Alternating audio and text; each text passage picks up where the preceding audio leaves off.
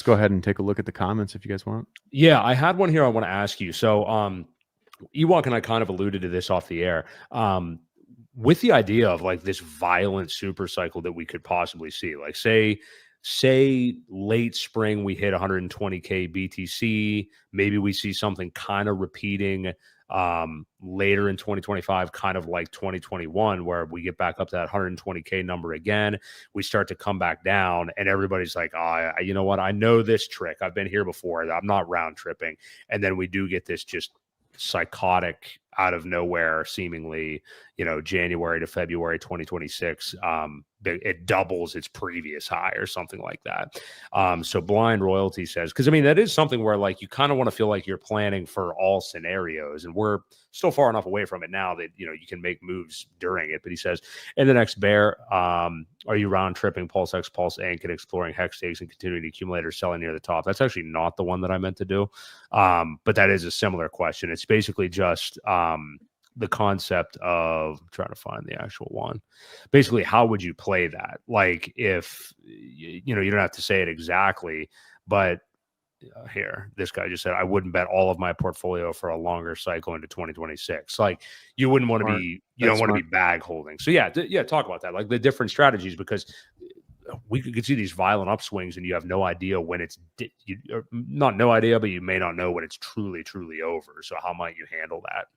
So I personally will help you guys publicly for free. I will talk about the cycle theory, and we'll look at different things like the Mayer multiple, for example, and the GRM, and these tools, the pi cycle top indicator. These tools are very good at predicting or projecting out where the top's going to occur if it's a more traditional parabolic style move. Where is the GRM?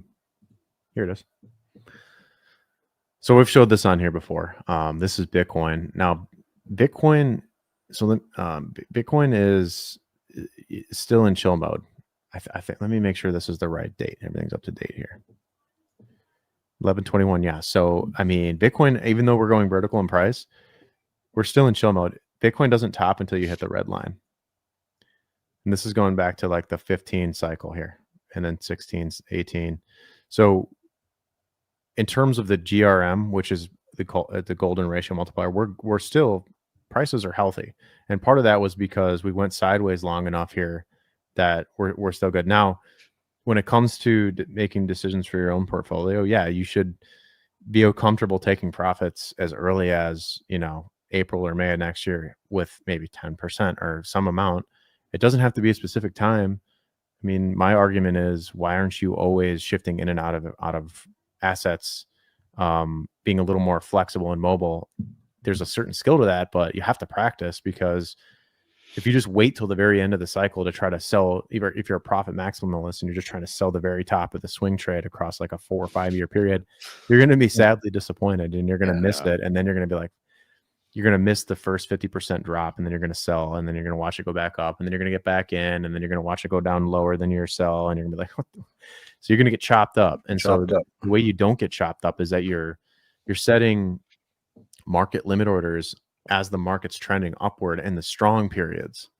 And so you're getting your life, you're improving your life slowly. You don't have to sell a bunch, just maybe 3%, 5% every few weeks, months.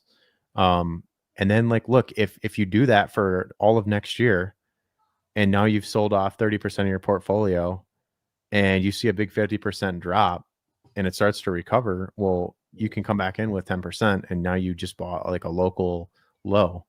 There's a trading element to that, but at least it gives you more optionality, so that you're not always having to bring in fresh capital to, you can just take it from a high and put it back in at a low.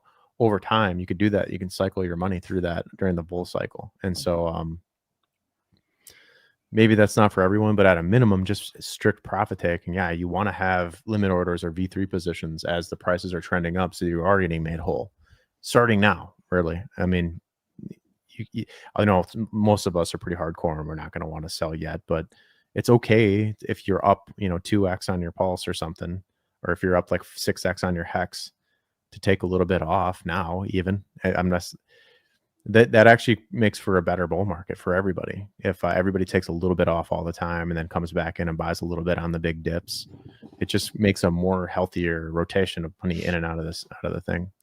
But back to the GRM, like, yeah, this is healthy. We're still low. This is just curving around. We're in similar areas as where we were back here in 2020 or back here in 2016, late 2016, before the 2017 blow off, before the 2021 top. Interestingly enough, this right here is the FTX double top on Bitcoin. Notice how this doesn't come all the way back up to here. It's because the real top was here where Richard called the top. Now, if I put the price chart on here, it'll probably become pretty clear. So turquoise line is price. You can see how the price interplays with the tops. Here's your second top. Here's your 2019 top. So what did we just have in Bitcoin? We had a mid-cycle sideways period, boom, boom. Why wouldn't that happen again? And make it longer? Potentially, right? Good. If it goes up to here, fine. You're going to be prepared for that. That's normal. That's just what everyone expects. Oh, the cycle's over in May. Okay. You play it that way then. Right. You go play it that way then. I know I'm going to play it with a head on a swivel, ready to make moves as it comes. I think that is the key, really, is the theme, and everything that you're saying is being adaptable no matter what. And the other thing is, you can't tell any one person what to do that'll make them like sleep better at night. You know, so some people may just have to make their own decisions. Well, you are making your own decisions, but you're going to have to decide, okay, like things feel really frothy right now. Maybe I want to take out a little bit more than I am thinking, just so I can feel like I can sleep tonight. You know, I mean, you have to make those calls for yourself. That's the same thing that goes for portfolio allocation, how you DCA in, DCAing out, kind of the same way. So yeah, not really a one size fits all. You know, and the one thing you also want to be careful of too is you talk about people taking little chunks of profit along the way and they start to see it go up.